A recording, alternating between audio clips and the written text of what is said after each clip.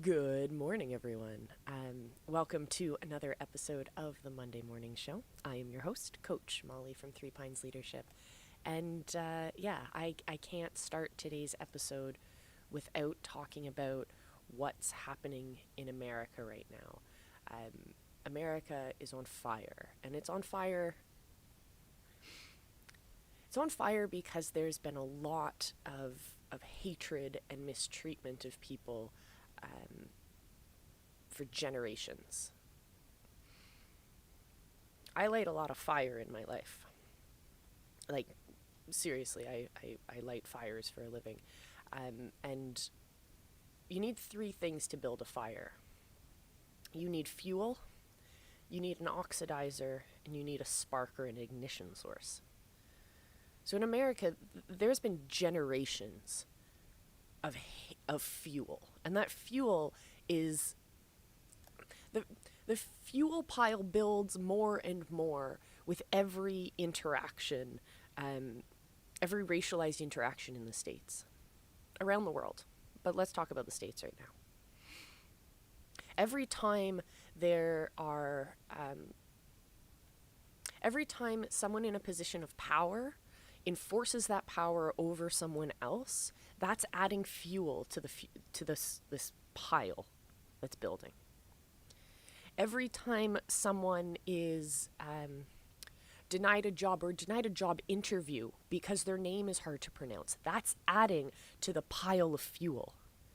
Every time someone is profiled because of the color of their skin, the kind of car they're driving, the location that they happen to be in, where they happen to be taking a walk, that is adding fuel to the pile.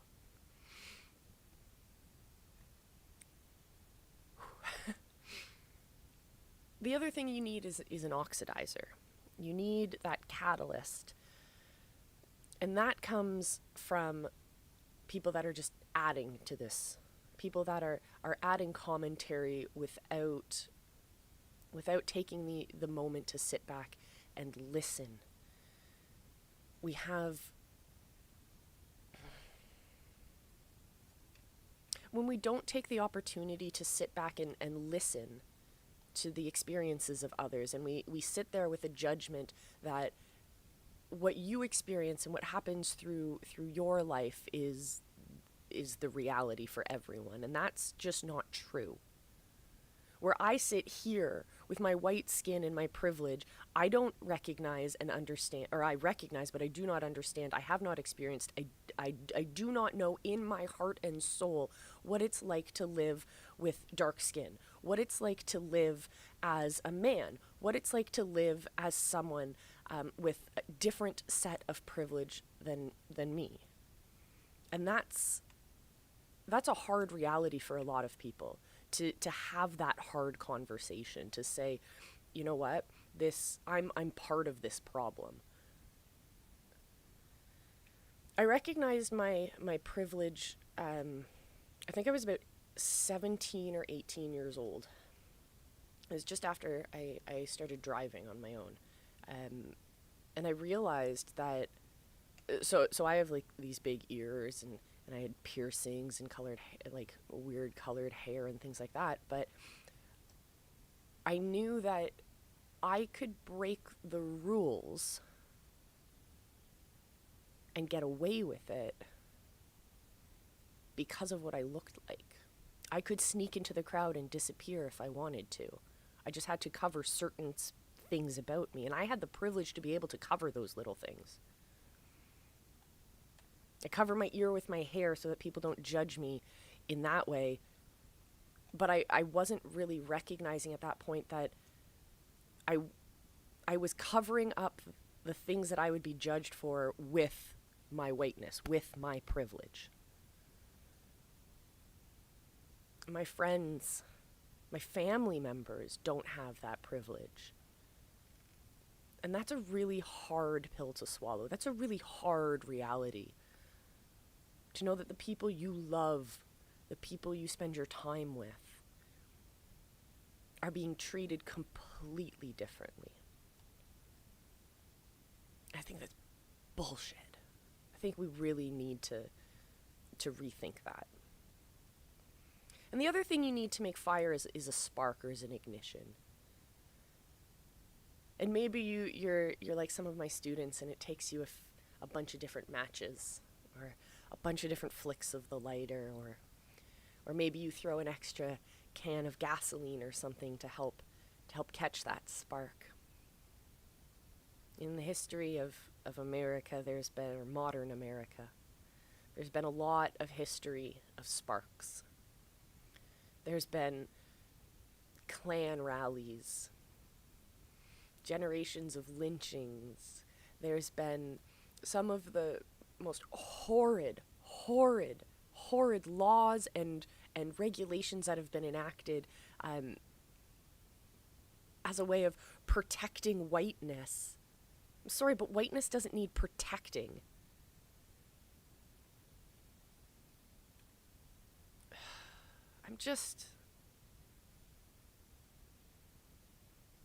My heart breaks, but I am so inspired that people aren't sitting back and just watching this go by, that people are getting out there. Cities across the country, across the world, these protests are continuing to happen around the world. Here in my own city, they're happening.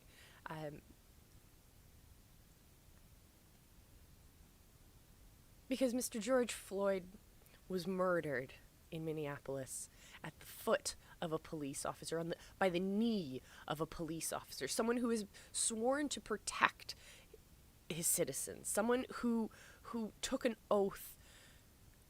And when you're a police officer, or when you're in the forces, you're part of the military, when you're put in a position of power and privilege, you're held to a higher standard, or at least you used to be. You used to have to go kind of set a second set of laws and rules for you, something that held that bar significantly higher, because you are an example of how we as citizens need to work together. And if you can't hold yourself to the same standard as a decent human being, then I'm sorry, you're in the wrong position. You're in the wrong job. You're in the wrong occupation. And I know policing is hard. Being the person who has to go into really heated situations and diffuse things when you meet people sometimes at their worst, at their highest points of anxiety. But there are police out there, and there are conflict managers out there who do an amazing job. An amazing job. I think it was like 4 years ago or something in my city here in Toronto, a young, quite misguided man made the decision to drive a van down one of our most populated streets. Oh, I'm sorry. He didn't drive it down the street. No, he drove it down the sidewalk, bulldozing people. So many people died and so many people were injured because one man made that stupid decision.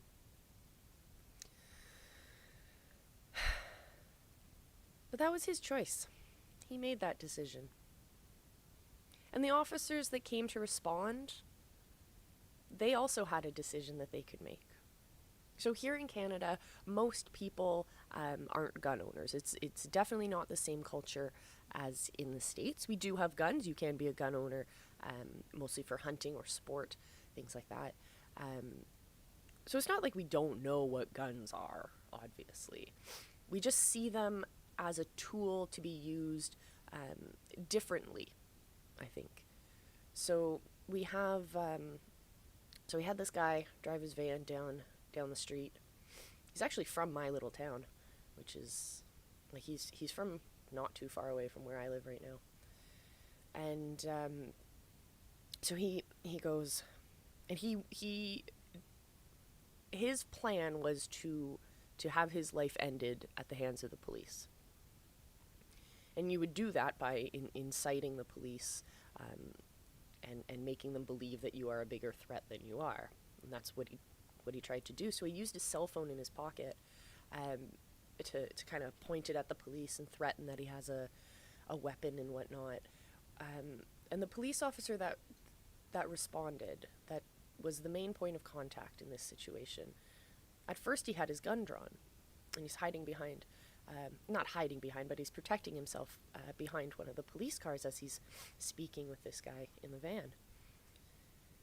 And the guy's taunting him and taunting him and taunting him and making him like, I have a gun, I'm gonna shoot, things like that. And this officer made the very difficult decision to put his gun away and to show that de-escalation and to say, you know what? As much as you're taunting me, I don't believe you. And he was able to bring the suspect into custody without incident. Nobody was shot. Nobody... It was a beautiful moment to watch, actually. The courage that officer showed.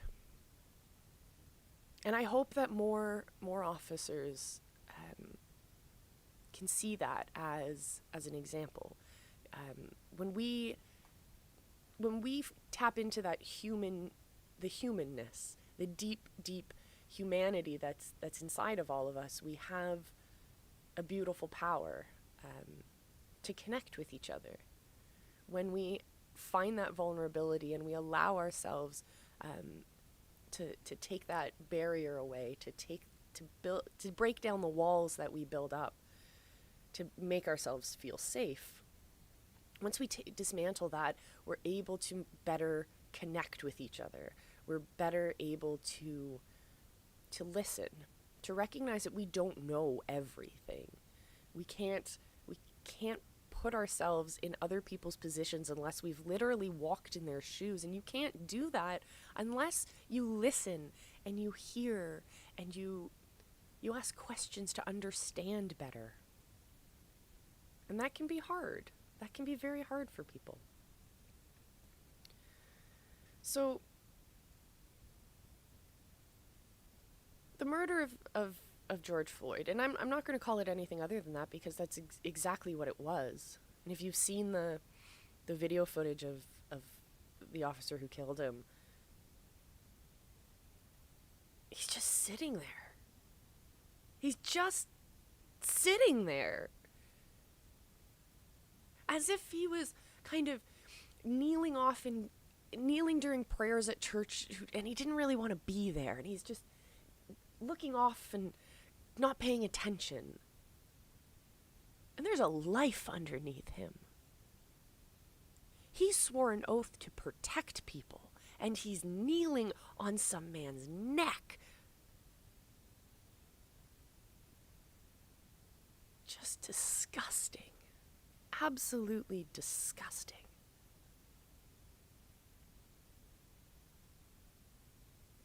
So my heart goes out to anyone who's ever looked at a police officer and felt scared. That's a problem. That's a problem we need to solve together. I was talking to a friend who worked in South Africa just after apartheid as a social worker.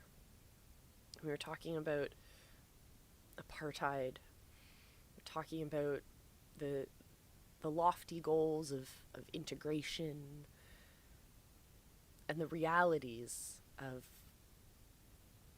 well, she was telling me a lot about the realities of the apartheid system, the hopes that South Africa had for a post-apartheid era, the realities of what ended up happening, the racialized tensions that still exist.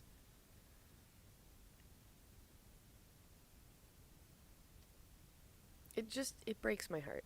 I'll say that. It's tough.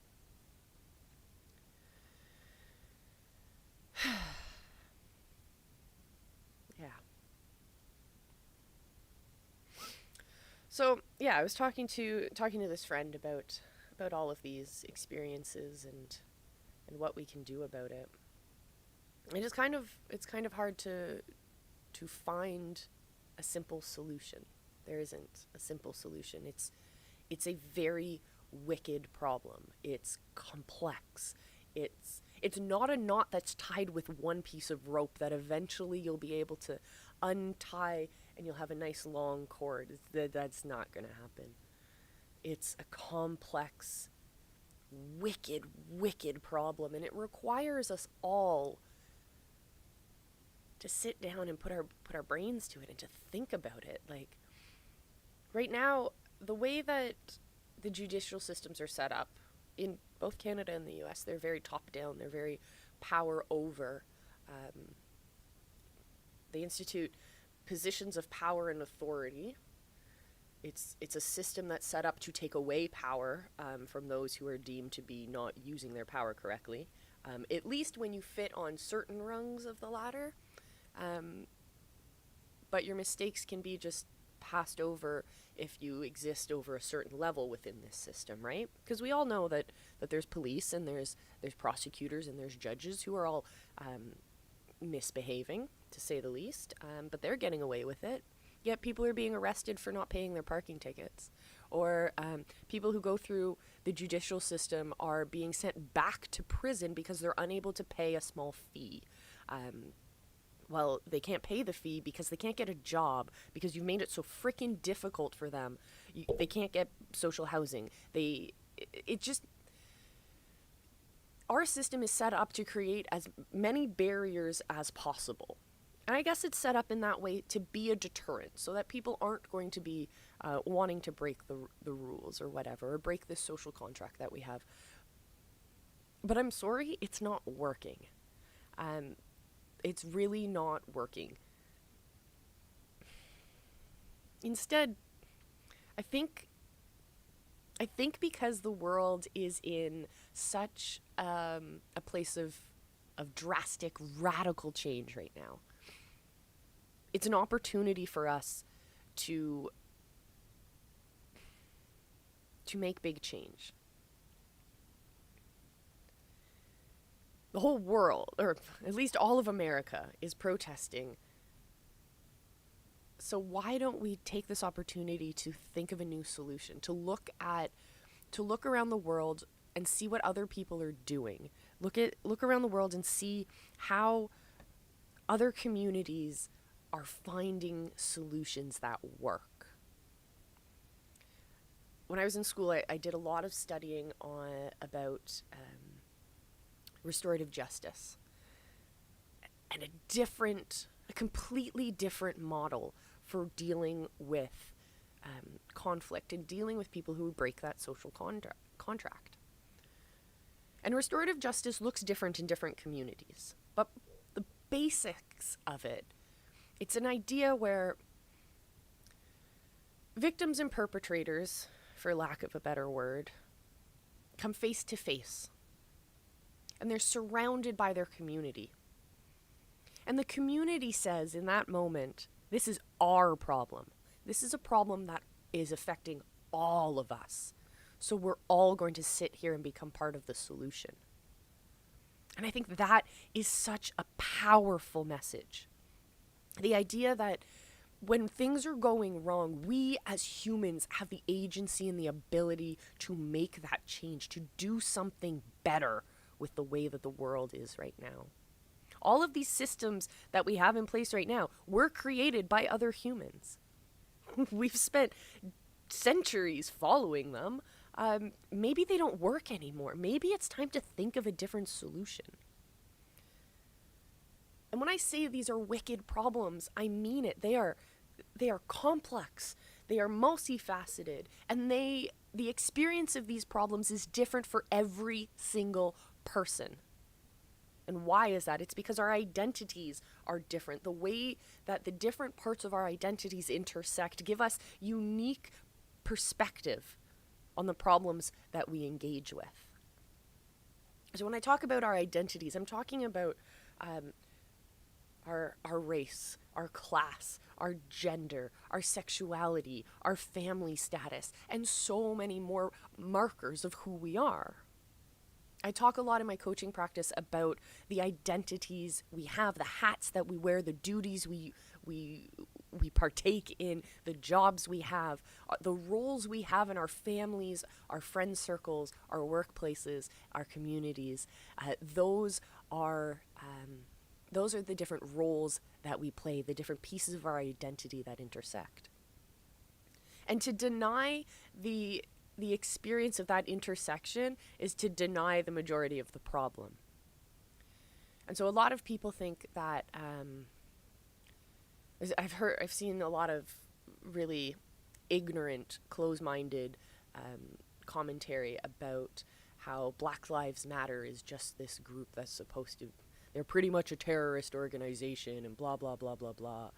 And you know what? I personally was upset with some of the things that this group did a few years ago in my own city, but it was through confronting that feeling I was getting and realizing that that anger I was feeling, that frustration I was feeling, was coming out of ignorance. It was coming out of not having taken the opportunity to sit down and listen and really understand that the way that I see the world is not the only way to see the world, and that in order to really understand the richness of the human experience, we need to listen to each other. So I want to share with you a clip from a few years ago. So this was back in 2016 here in Toronto when Black Lives Matter was invited to be the special guest at the Pride Parade. So it is Pride Month. It is June 1st, so happy Pride Month, everyone. And I think this is a great video to show the intersection of Pride, which is an organization that is set up to celebrate sexual diversity, and Black Lives Matter, which is a more political activist group that is set up, well, they're set up for many reasons, and I don't want to speak on their behalf because they are perfectly capable of speaking for themselves. So I want to show you this clip from, this is just from the local news from a few years ago. Where is it? Oh, there I am. Okay. Here we go. All right.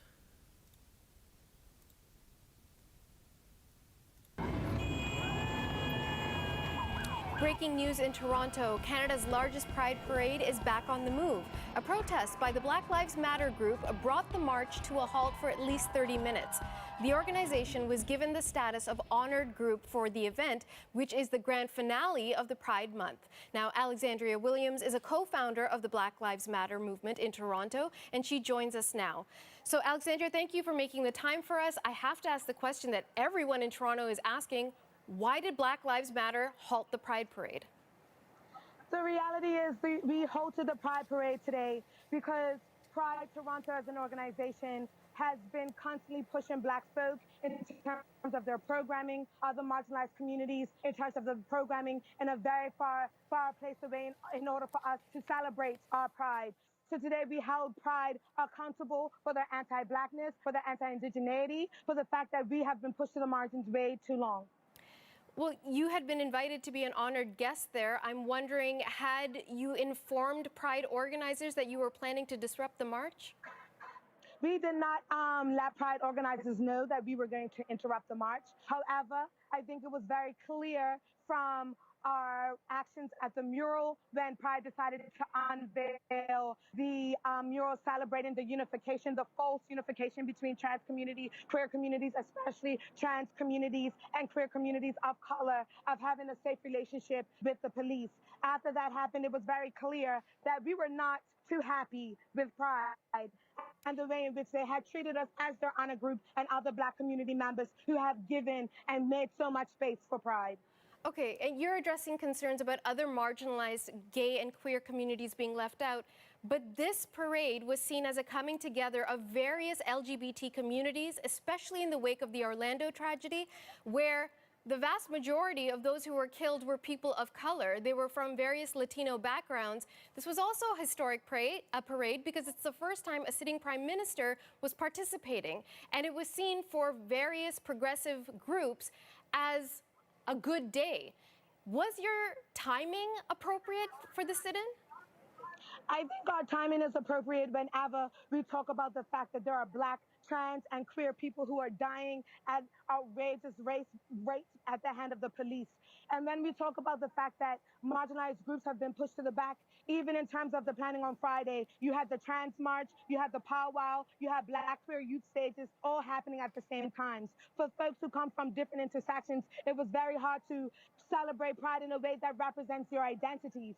So we were able to bring light to that today. And regardless of if the Prime Minister was there, he could be here, but he can't be in Ottawa, which needs his direct attention right now. We're talking about the police chief who first, we were outside for 15 days asking him to see us, and he showed up here today to erase a trans community and a queer community that is going through brutalizations at the hand of the police. It is always the appropriate time to make sure that folks know that the marginalization of Black people, the marginalization of Black queer youth, of Black trans youth, of Black trans people, as a whole is Alexandria, always I a need dire to jump situation. in at this moment because many are watching what unfolded today in Toronto and looking at the Black Lives Matter movement in critical terms. They're saying that you took time and space away from a group that has its own fair share of marginalization, of discrimination, of violence. Again, I'm referring to what took place in Orlando, but also what happens really right around the world. In many places where being gay is illegal, this again was a moment to address that issue. So I wonder, have you done yourself and your group a disservice by taking that space away from them? We're not taking any space away from any folks. When we talk about homophobia, when we talk about transphobia, we go through that too as Black people. This is our space the same way. They are in our spaces. We are doing this together. It should be a cohesive unit of how we actually fight against oppressions. It should not be one against the other. Anti-Blackness and homophobia are things that need to be addressed, and they can be addressed at the same time, in the same spaces. It does not need to be one or the other. It could be two at the same time. Okay. We did not take... Yes. Okay, so in order for the parade to move forward, the Toronto Pride director had to sign an agreement on the terms presented by the Black Lives Matter movement. I wonder what were those terms and how exactly this agreement came about. We were talking to other groups like Black Queer Youth and Blockorama, who came to us and was talking to us about the way that Pride Toronto has treated them, within meetings and consultations with community. We came with them demands together. One of their demands was to increase the funding to Blockorama, which is one of the biggest stages at Pride, to make sure that BQY has a permanent stage and also has funding, to make sure that there's Black ASL interpreters available for these stages, to make sure that there's a reinstitution of South Asian stages, of Bollywood stages, so that they will be able to represent and be a part of Pride, and also to make sure that there will be no police floats in the next Pride next year.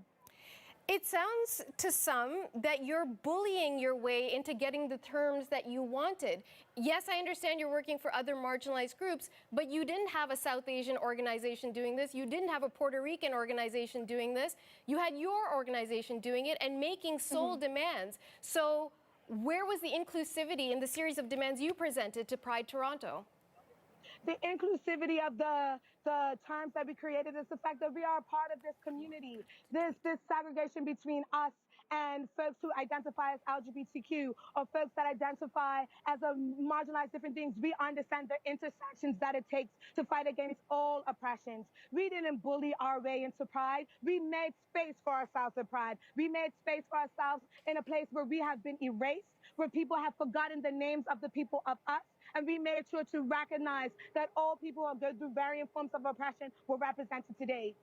Okay, I want to end by addressing a tweet that was sent out by the Black Lives Matter Toronto Twitter account. It is an image of women. I'm not sure if you're in this image, speaking to a group of protesters, and you're saying, "We shut it down, we won, #Black Pride." What exactly do you mean by that? What we mean by Black Pride is the fact that Black folks are representing and being a part of Pride. When we mean that we shut it down, it means that we were listening to communities and we were able to take it here to Pride today and get them to answer to us so that we were able to meet the demands for our community to make sure that there's space for Pride to come. Okay, we'll see if your demands have been successful. Thank you, Alexandria. Thank you. Thank you. Have a great one. Alexandria Williams is with the Black Lives Matter movement in Toronto. She took part in the sit-in. We have reached her and other Pride organizers for reaction to the protest, but we have not heard back from them as the parade is still underway.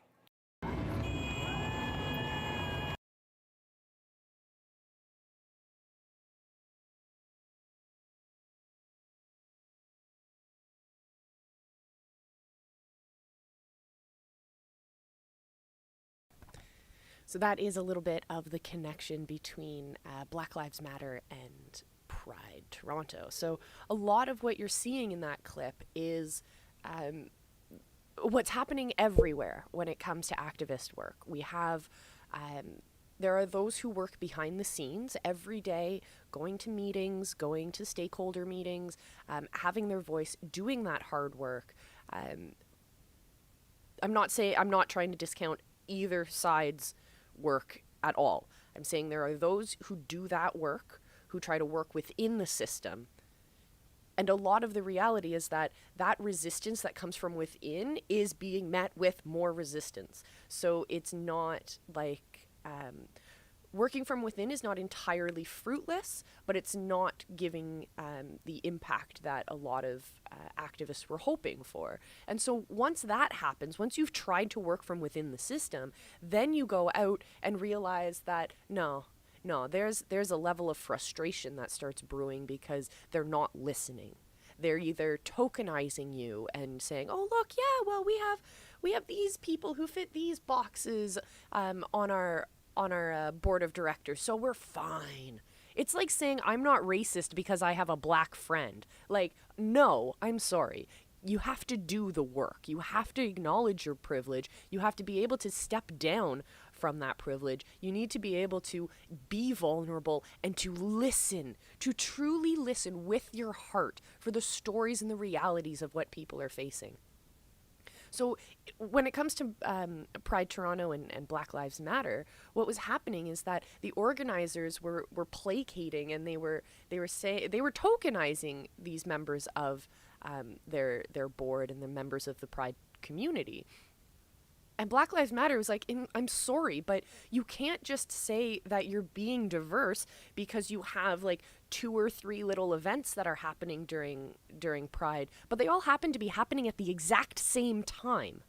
So unless you fit into the larger dialogue of what it means to be queer, according to the Pride organization, if you don't fit that mold exactly and you have a differing experience or an intersecting experience, say for example, you are both trans and black, and there are 2 stages that are happening at the same time, one with trans stories and one that's celebrating black culture, well, you then have to decide which part of your identity speaks more and which one is going to take precedence over the other.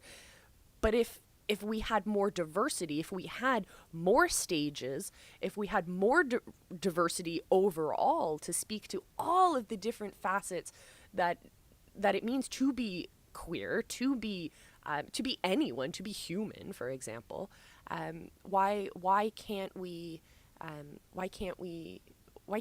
have more variety of spaces to allow people to celebrate each part of their identity? That is the whole point of Pride to begin with. So Black Lives Matter, we have three parades, Friday, Saturday, Sunday. The big Pride parade that they were talking about, the Prime Minister came by. That parade is done on the final day of Pride. It's usually on the Sunday. It's a big deal. And Black Lives Matter was brought in as the honored guest, which is awesome. So they have a spotlight on them. They have a message that they're sharing. But Pride was kind of saying, well, you can share your message, but it has to be within, this context, and you can't really talk about that, and you definitely can't try and hold us as an organization accountable. So that is a bad move, first of all, for an organization that is based on being radical, on being celebratory. You must recognize that the groups that you're honoring both also will have a history of both celebrating their identity and being radical about the way that they're doing that. So what Black Lives Matter did was, during the parade, they sat down mid-parade. They stopped the parade and would not continue until the organizers of Pride Toronto agreed to sign a document. And as we heard in that clip, there was a few different demands, and one of them was an increase in that diversity of stages and experiences, but also they had to sign to say that they wouldn't include the police in the coming years. So that became a big place of tension in Toronto for a long time, because the Toronto Police Service has been very proud of the way that they have created a space that is inclusive for their members, so for their officers and civilian members who identify as LGBTQ, etc. So on one hand, having the police not come to Pride does create a space that is not... there are people who are triggered and people who are affected by seeing uniformed officers. That's the word I'm looking for. Because they have experienced violence and hatred and homophobia and racism and profiling at the hands of these officers. And in Toronto, we've had a history of, it's a program called carding, which is basically, it's street profiling. It has value it does have value in terms of community-based policing and conversations and having officers' feet on the ground in communities. But unfortunately, the way that it played out, the reality of it was incredibly racialized. It was, there were officers who were definitely abusing their power and definitely profiling people. And that's not the way to do it. I'm sorry, but at 2 o'clock in the morning, a person with my color skin might be just as valuable as a witness as someone with darker skin.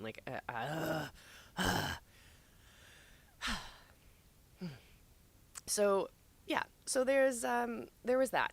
That's been worked out, I think.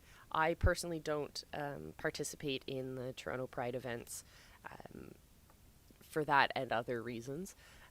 But yeah, so that's Toronto. I also want to talk, I want to play another clip that has nothing to do with Toronto and has nothing to do with Pride. It's a clip from CNN of a CNN crew arrested a couple days ago in Minneapolis.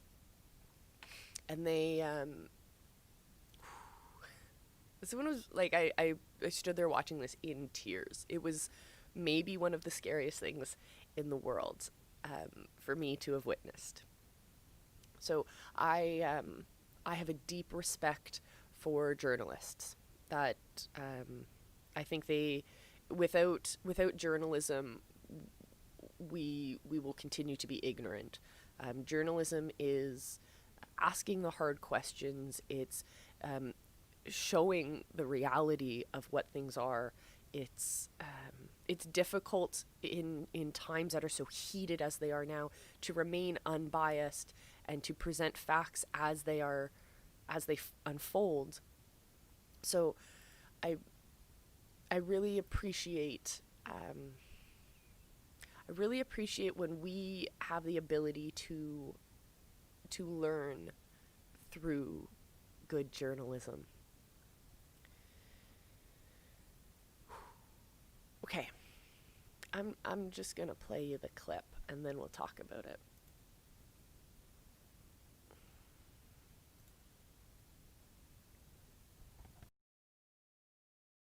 This is among the State Patrol unit that was advancing up the street, saying and scattering. This is the video captured on live television as Minnesota State Police arrested CNN reporter Omar Jimenez and crew. I'm sorry? You're under arrest. Okay. Do you mind telling me why I'm under arrest, sir? Why am I under arrest, sir? Officer's with CNN and he's on the air right now. arresting him live on CNN. We told you before that we are with CNN. They were covering the ongoing protests in Minneapolis, which were sparked over the death of a black man named George Floyd, seen on video gasping for breath while a white police officer knelt on his neck until he became unresponsive.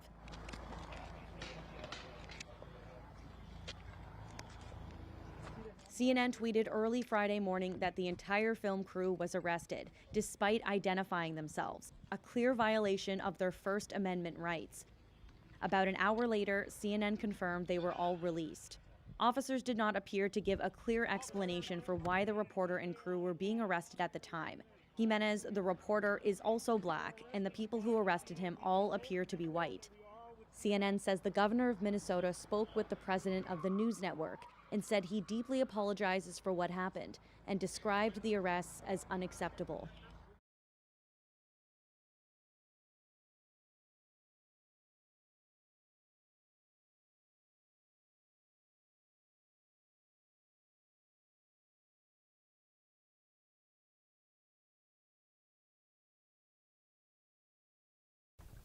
Keep forgetting to unmute my mic. So, what we see here is, I'm so upset just watching this. So, I try and very surface level put myself into his position. I'm in my head. I'm a journalist. I'm showing my credentials as he did, and then the police start to arrest him. Well, if I was in his shoes, I would be angry. I would be demanding to know why I'm being arrested. I would be fighting. I would be arguing. And as this thought is going through my head, I realize that I would maybe end up dead if I was him and I was saying that. The fact that he remained so calm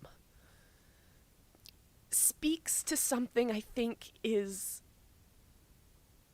unfortunately a reality for a lot of people, and that is young black men have to learn, have to be taught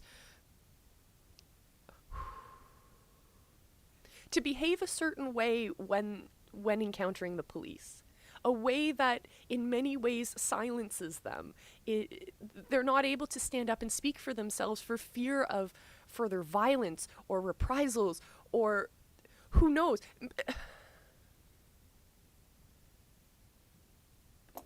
It just terrifies me.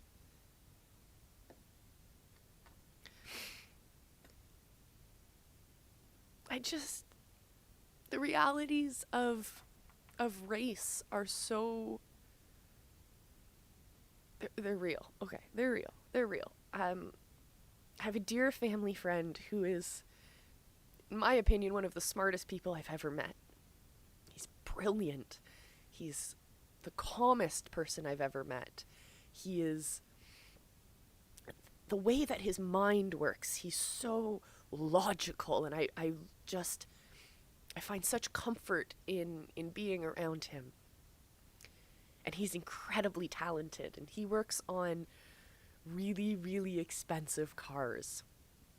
And he's up there in his company, and he not only does he own some of these really nice cars himself, but it's part of his job once he fixes them all up. You got to drive them around, test them out, make sure they're working. And sometimes he has clients that will call him and ask him to either pick up their vehicle and bring it to the shop or return it to their house from the shop. And so he's driving these vehicles around, and of course he's insured. This is his job. This is, he's been doing this profession for a long, long time, and everyone knows who he is. He's honestly one of the friendliest people I've ever met. And to hear the stories of how police will pull him over and just be incredibly suspicious. Oh, why are you driving this car? You must have stolen it. Or maybe it's been bought with drug money, or there's drugs in the car, or just the hassle he has to go through. And they don't even ask, like, why are you driving? Like, they don't even offer the opportunity for him to explain, no, I work here at this expensive car place, and this is, Mr. So-and-so's vehicle, and I'm driving it to his house, or this is my car. God forbid. Just, like, I'm sorry, people, but update your idea of what success looks like. Update your idea of what it means to be a hardworking business person. Like, the idea that as a parent, there are so many things that you have to worry about for your children. There are so many things that you have to teach them. To look both ways before you cross the street. To give eye contact when you meet someone. And to hold your head up high and be confident. There are so many things you have to teach your children to make sure that you as a parent feel that your children are safe in the world. And on top of that, if your skin happens to be a certain shade, you have to teach your children the reality that they might be killed at the hands of the people who are there to protect them. Whoa. That's something we need to change. I know today we're supposed to talk about something completely different. But, you know what? Today's episode was really, really different. Yeah. So that's the reality of that. So now with the last little bit of time we have together, well, let's go into the things that we were going to talk about last week. The things that I promised I was going to show you. So I have here, by request, Hothead Paisan, the homicidal lesbian terrorist. So this is my copy of the original, which came out. Let's see how much I actually copied. 1999. This compilation came out. 1999. Good year. For example, this is Hothead.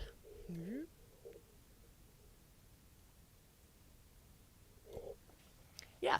So the one that I wanted to show you guys is the one that I have as my tattoo. It's this one here, the feminist. So I have that whole square tattooed on my leg. And this, as I mentioned before, this guy right here, that's the genderless man. It's an interesting story where she's talking to this guy who's being a bit of a jerk, and the guy's a bit of a racist. She's like, I already said that already. And then he goes, no, you. Me? Listen here, Bubba. I'm no more racist than the next person pretending not to be racist. Besides, when some little maggot tells me he's going to rip... I really shouldn't be reading this, actually. But I highly recommend picking up a copy. This is a old, like, early 90s, awesome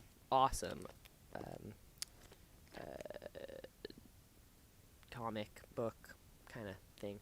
Yeah. Oh, we got some exciting adventures going on with you guys listening. That's awesome.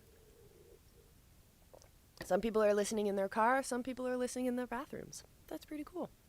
All right, so I have a pile of books up here because we were going to talk about sex and gender. So yeah, let's just start talking about sex and gender. So we have so going off of where we ended last week, we'll start with birth. So when children are born, doctors will look down and they will judge with their eyes what they see, and they will decide whether or not you fit into the category of boy or girl based on what your genitalia looks like. Okay, so those are called your primary sex characteristics. Those are the two boxes, like literally the boxes that you check off. There are people who are born, the condition's known as intersexed, intersexuality, which is when your genitalia is neither fully out or fully in, if you get my drift. There are so many different ways that looks different. Oh, not only will it look different to your eyes, but if you go deeper into the human body, we then look at another set of sex characteristics. So we're talking about now levels of hormones, we're talking about chromosomes, and we're talking about organs. So men have testes, that's their sex organ, and humans and women have ovaries. So during fetal development, everyone starts out having ovaries, or those glands, hormonal glands, which then change position when your chromosomes kick in. So that's what's going to decide whether or not you're an innie or you're an outie, pretty much.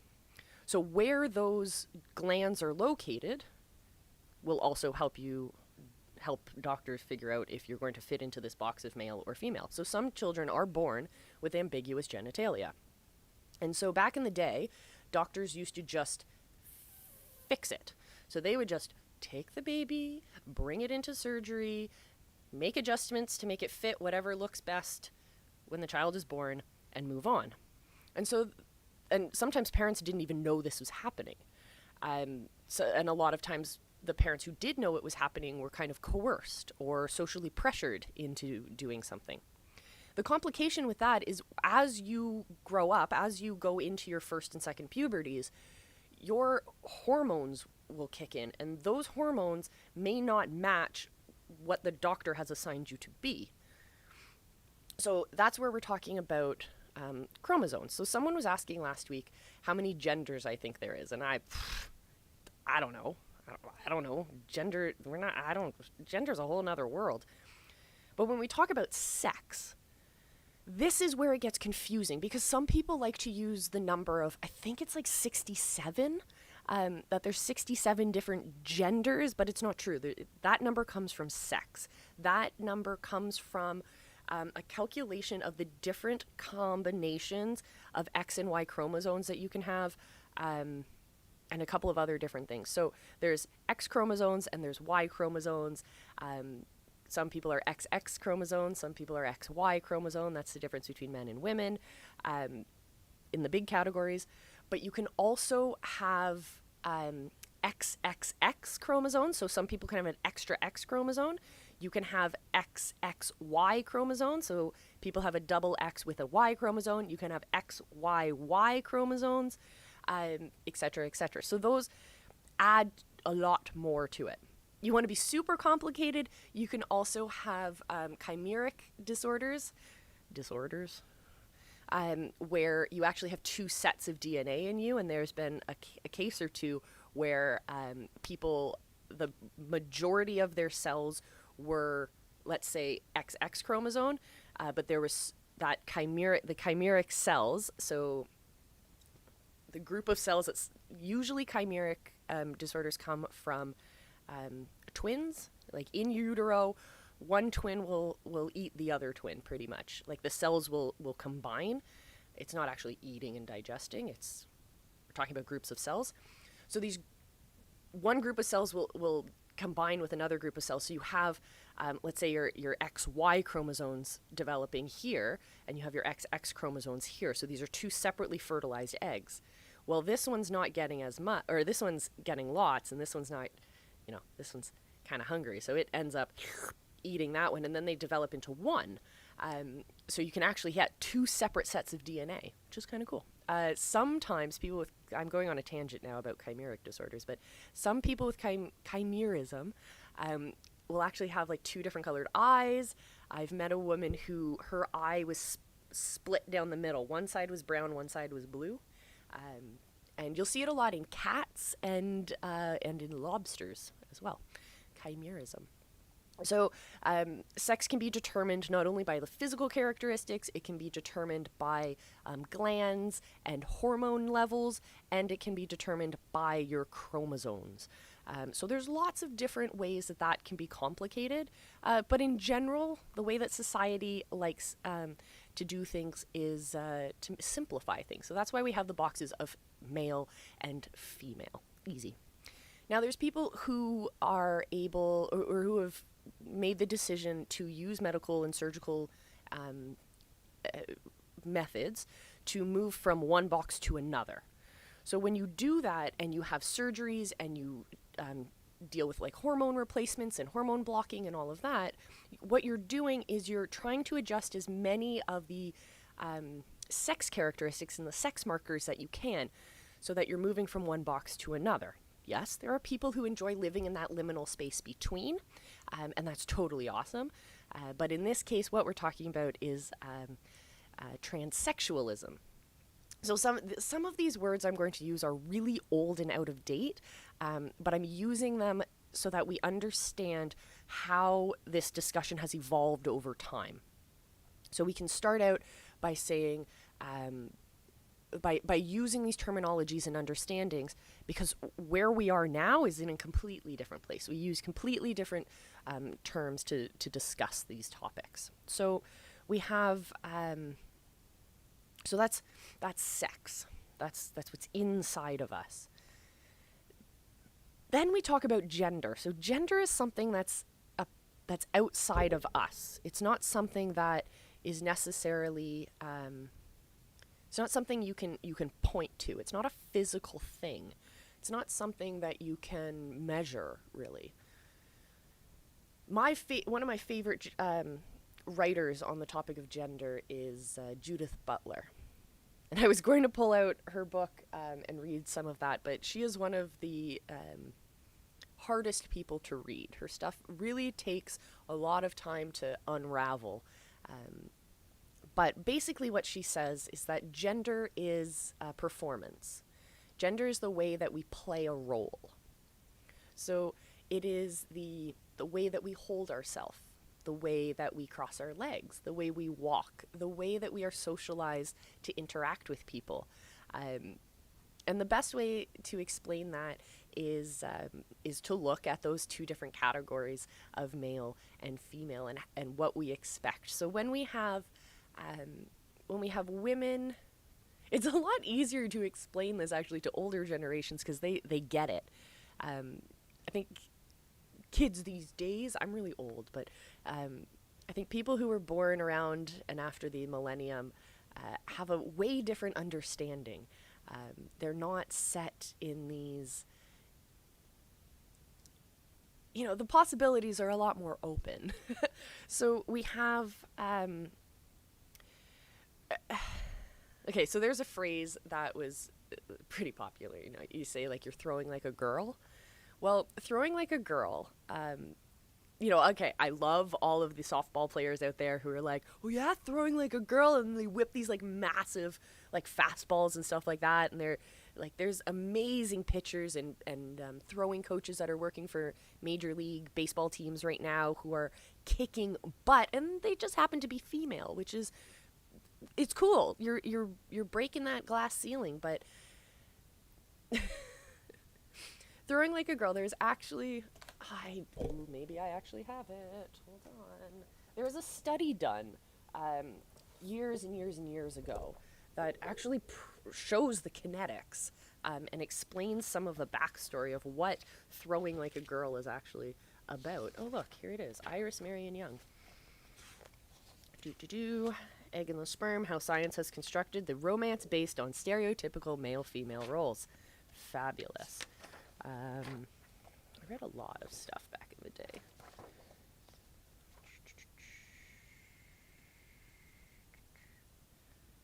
Throwing like a girl. There is a...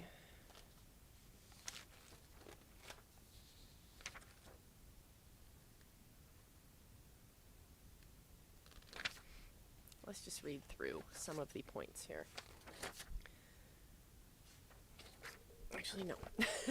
So in the article, that's not the one I was looking for, actually. There was an article that I read probably 10 years ago that was talking about the physiology of throwing like a girl. So women are taught, or girls are taught, back in the day, we don't really teach our girls like this anymore, but girls were taught to be quiet, not to take up a lot of space. They're not strong. That they should, it's the not taking up space thing that really resonates here. So when you watch a girl, I'm not talking about like a girl who's involved in softball. I'm talking about like taking guys and girls who maybe are involved in different sports, that this isn't their primary, physical literacy task. So they have girls, like when guys throw, they fully like unload, unwind, they take up lots of space, they step back, they have pre-swing, all of that stuff. But when girls throw, what you were seeing was this tightening of their body, this taking up a little bit of space and just throwing like that. and then looking back as if, did I do it? And giggling when they didn't. Whereas when guys would throw, even when they'd take up as much space as possible, they'd be nice and loud, they'd throw it really far, they'd always wonder whether or not they did good enough. So I was like, that's crazy. Where are other examples of this? And I suck at throwing and catching. That was just, deal with it. But what, there was other studies that were looking at the way that women walk, for example. So the gender has a lot to do not only with the society's understandings of what that box we live in is supposed to look like, but there's also the way that society has built that into expectation. And so yes, there's the roles and like things that are occupations and careers that are typically female or typically male. There's that. So I'm loving the people who transgress and are like the male teachers and the female doctors and the female firefighters and female soldiers and the, all of that. I love that. But I also acknowledge that there are systems in place that work under the radar. So if you look at fashion, for example, women's fashion, women didn't have pockets in their clothes until very recently, actually. And it was because there was this idea that if women had pockets, they would then be able to hold leaflets and flyers with information that might help, break down the patriarchy. I can't believe I said that. But the idea that women will hide things in their pockets, because back then, women were not able to own property. They were not able to have bank accounts. And if they did, they had to do it with the permission and cosign of a male relative. So why would they need pockets if they don't have pocketbooks? So just little things like that. If you look currently to this day, the same trend kind of applies. Look at the size of women's pockets on jeans and look at the size of men's pockets on jeans. Completely different. And yeah, it's because it looks better that way, but the reason we've decided it looks better is because it fits a model that we find more appealing because we've been conditioned and trained to believe that that's what's more beautiful. I'm sorry. Women can wear skinny jeans with cargo pockets too. That's cool. That's functional. It's still hot. You can still see their butts if that's what you're trying to look at. I don't know. And we also have shoes. Women's high heel shoes. Where do I begin? First of all, I can't walk in heels because I'm an old lady and I can't walk in heels. I have a broken back. But I have worn many heels in my life. And if you've ever worn heels before, you can't really walk very far in them. You can't really go anywhere in them. If you go out to the club, you're just standing around in them. But they look really good. They look really good to other people looking at you. Definitely really good. So again, that's fitting into these roles that we're supposed to fulfill. So women are looked at strangely when they decide to wear comfortable, functional cargo boots as they walk down the street in their short skirts, So there's lots to consider when it comes to the ways that gender plays out. And I'm not here to talk about people's identities and in terms of identifying with a gender or not, gender fluidity, transgenderism, any of that stuff. That is not my wheelhouse to talk about. But in order to speak to the importance of trans identities and the reality of trans identities, I think the first step for a lot of people is to recognize within a binary, within male and female binaries, where they sit and where what kind of value they can find in that, and what kinds of lessons and vulnerability they can get out of that. Yeah, because again, coming back full circle to the beginning of this episode, the only way we're going to move forward from where we are now is if we come together, if we find that vulnerability, if we recognize that that being too macho as a guy, for example, is also just as devastating to us, it's just as negative of a gender role or a gender stereotype. Like, yeah, don't get me wrong. There are tons of guys who love to be the strong man, to protect their families and to play that role. That's amazing. That's awesome. That's totally honorable. But also to recognize that it's okay to have feelings. It's okay to be scared.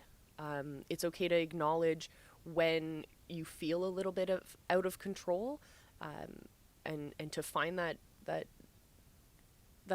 to come and connect back to that emotional core.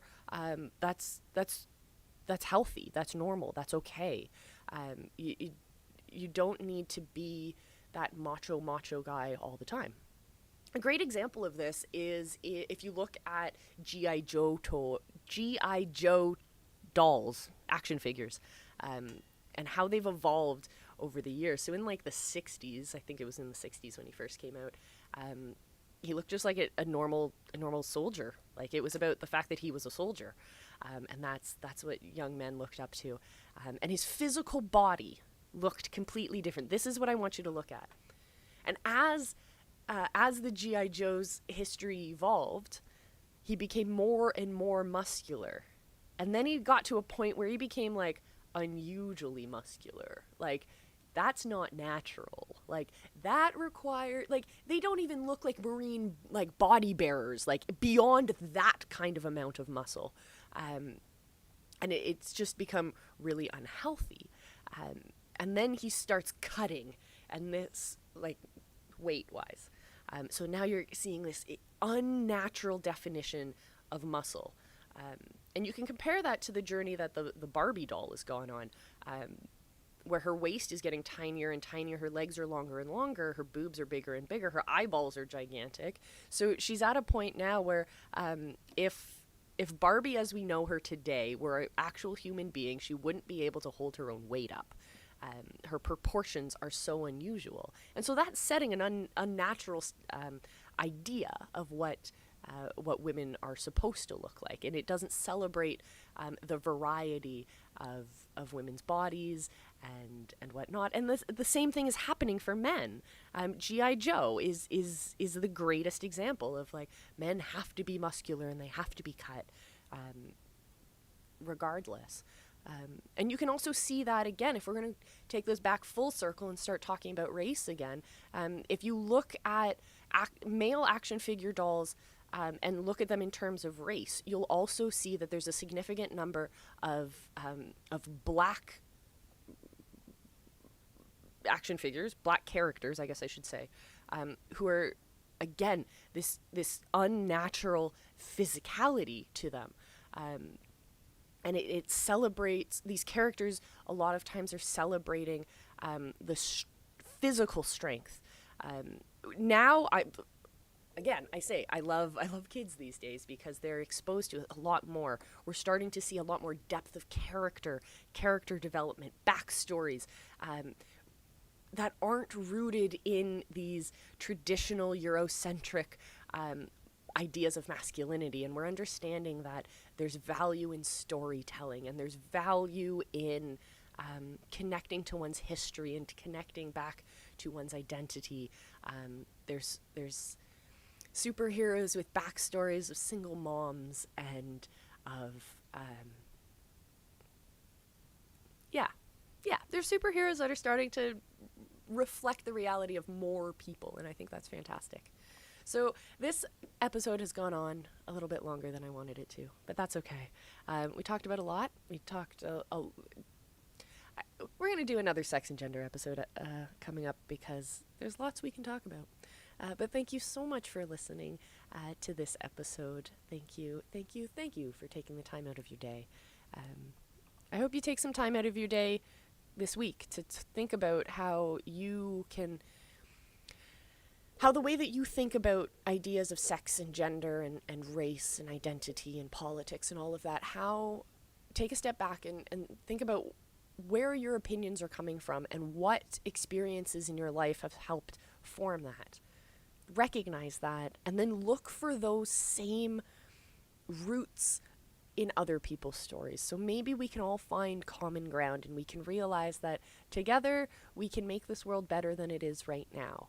We can look to ideas of restorative justice. We can look to ways that more people can show up authentically as who they are, so that our brothers and sisters around us aren't feeling scared, aren't feeling attacked. They aren't feeling like they're going to I want a world where all of my brothers and sisters and my friends and even my enemies can bring their true selves out into the world, where we can high five with those who have been put in charge of keeping us safe. We can feel like we can trust each other again. So that's my hope for the world, and I hope that we don't just sit back and watch this on TV, and that we actually find ways to help each other out. During the pandemic here, we're still somewhat on lockdown for the most part. It's been really nice in my local community here to see how people have come together. So we've had lots of people connecting to do grocery delivery for our senior citizens. And the local churches and mosques and synagogues have just been amazing in the way that they have come together and done these big outdoor meals and been able to feed their communities, despite the situation that we all find ourselves in and the restrictions that we have. There's always a way. There is always a way around these difficulties. There's always a way to find something, to find a better solution. I'm an engineer at heart. I'm incredibly curious, and I think those are traits that we should all kind of aspire to. I think we all have unique talents, right? I say that a lot. We all have unique talents. We all have developed our brains in different ways. And we have our unique experiences and identities that we talked about earlier. And if we can bring all of those forward, if we can bring all of those to the table with a level of vulnerability, if we're all willing to listen, holy crap, the kind of solutions we could come up with. Like, amazing. And I say this, like, if you've ever played video games before, I can't believe I'm saying this, but if you've ever played video games before, you're the kind of people who are going to find solutions for stuff. It's that kind of a mentality. So let's look at the world as if it's a giant video game. It's a big puzzle that we need to solve. And it's not the kind of puzzle where you can just shoot someone in the head and then move on. It's the kind of puzzle like an escape room, kind of, where you need to work together, you need to see the clues, you need to work with what you have, and think creatively and come up with solutions. So I encourage you to find a way to find a better world. Because really, like, a better world is... It sounds really like cheesy. It sounds like unicorns and rainbows and all that kind of stuff. But no. It's a place where young people don't have to feel ashamed that they want to be professional esports players.